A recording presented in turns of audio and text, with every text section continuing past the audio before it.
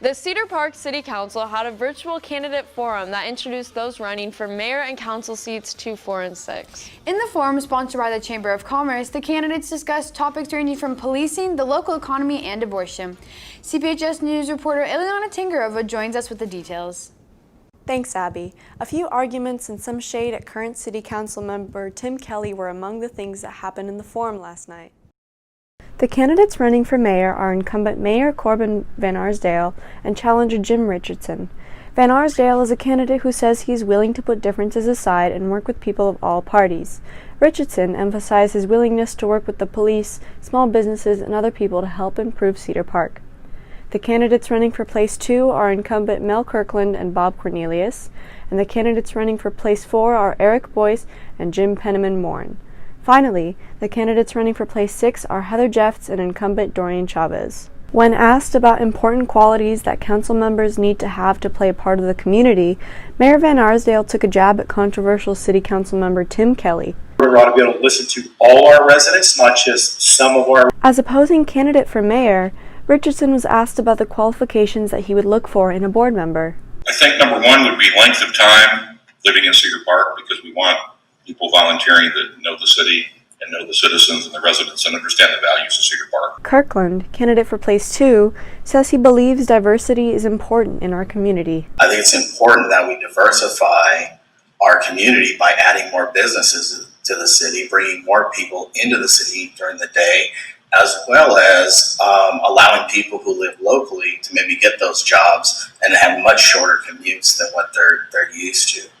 I think it's also important to note that bringing business into the city, businesses support businesses. Jeffs, who is running for Place 6, has other concerns about keeping small businesses alive, especially during the COVID-19 pandemic. The first and most important thing that we can do to help our businesses is to get our pandemic under control. So we need to work on economic development to bring in primary jobs, but also work on affordability to make sure that the great employees that our businesses have found are able to stay in the area. Penniman-Morin, a candidate for Place 4, then brought up a major development plan underworking for Bell Boulevard. Is still Bell Boulevard. I think we have a long way to go in that project, and I think it's really important that we don't make the mistake that maybe the city's made in the past. Place 4 candidate Eric Boyce was asked about what his vision of Cedar Park will be if elected.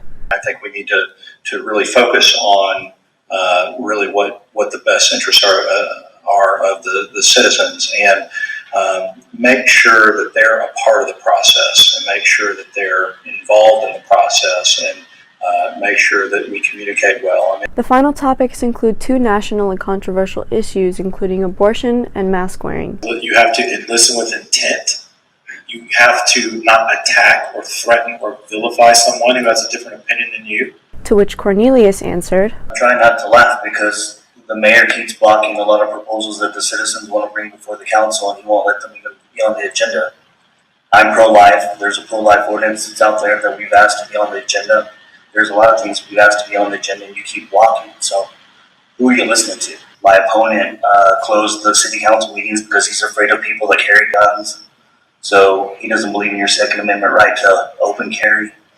Lastly, when Dorian Chavez was asked about mask wearing and if he was willing to maintain a mask mandate, he responded, "Yeah, I think the experts are totally confused. I mean, at the federal level, between CDC, NIH, all these guys, you know, one week it's contagious, the next it's not, the next week you can wear the mask, now you don't have to wear it." I really disagree with the fact that, you know, the big box businesses could stay open because supposedly, you know, they're essential, but these little businesses are considered unessential. Everybody has a family, everybody has to put food on the table, every business is essential. I think the mask wearing is ridiculous. I think we should leave it up to the businesses. This forum gave great insight to the candidates' agendas and plans for the future. The City Council elections are now available during early voting, and on Election Day, make sure to go out and vote. There were certainly some tense moments last night, but it was good for community members to get some better insight on these candidates.